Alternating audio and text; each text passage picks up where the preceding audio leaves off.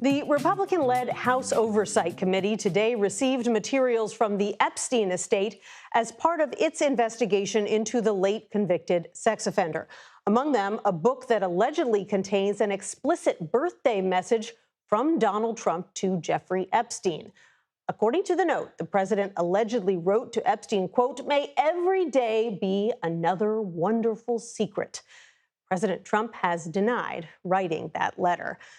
Barry Levine joins us now. He's the author of the book, The Spider Inside the Criminal Web of Jeffrey Epstein and Ghislaine Maxwell. Barry, so great to see you. Thank you for being with us. So what's your reaction to the fact that this letter has now seen the light of day? Even today, the White House is insisting President Trump did not write it.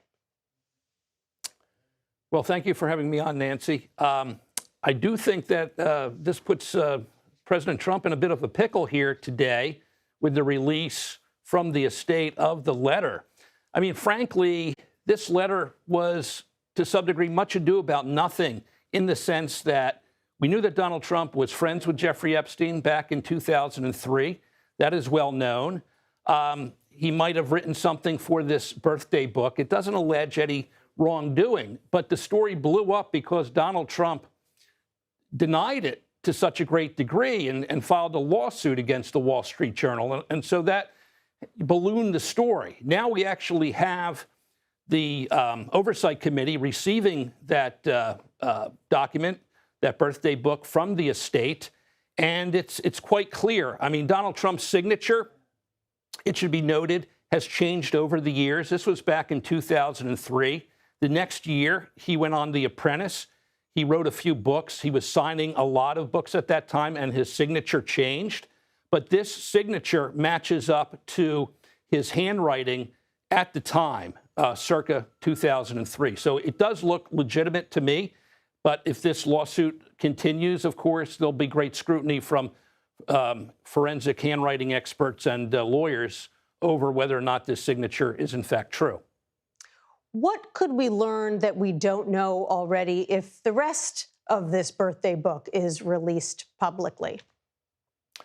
Well, I think what we'll learn, of course, are who were the people that were very close to Jeffrey Epstein at the time. We know for a fact that Leslie Wexner, who was the founder of L Brands, and Jeffrey Epstein was power of attorney for Mr. Wexner, and did a lot of financial dealings for Mr. Wexner, that he is also allegedly in this birthday book, along with some other people. I'm actually more interested in some of the additional documents that the Oversight Committee subpoenaed from the Epstein estate. They include his last will and testament, which Jeffrey Epstein changed his will 2 days before his death behind bars. There's also financial records.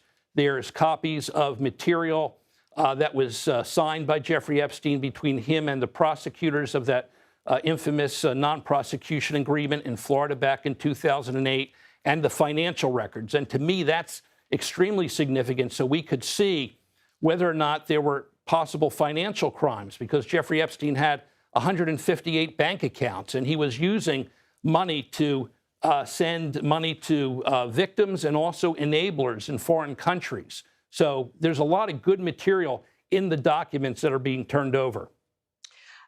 And the members of Congress who are leading the charge in this discharge petition, basically the move to get all of the Epstein files unsealed, they say they are getting very close to 218, the votes that they would need to be successful. At that point, is there anything that the administration can do or that the House Speaker can do to prevent these files from being made public? Well, I have to say that the Trump administration is been putting up a fight not to release the files. I was in Washington last week at the victims' press conference where these courageous women stood and asked for transparency. The government owes these women, the victims in this horrible case, the documents, the transparency. Some of them told me after the press conference that they want the government to show them documents that are related directly to them, and the government is holding all this back. So I do hope that the lawmakers who are involved with this get the vote and they continue to push the administration and the Department of Justice to release the files, not only for the victims, but for the country, so we could see exactly if there are individuals, third parties, who were associated with Jeffrey Epstein that need to be investigated. Yeah, that would open a real can of worms. There's a lot of people who want to see what's in those files. Barry Levine, thank you so much for sharing your insight with us. I appreciate it. Thank you, Nancy.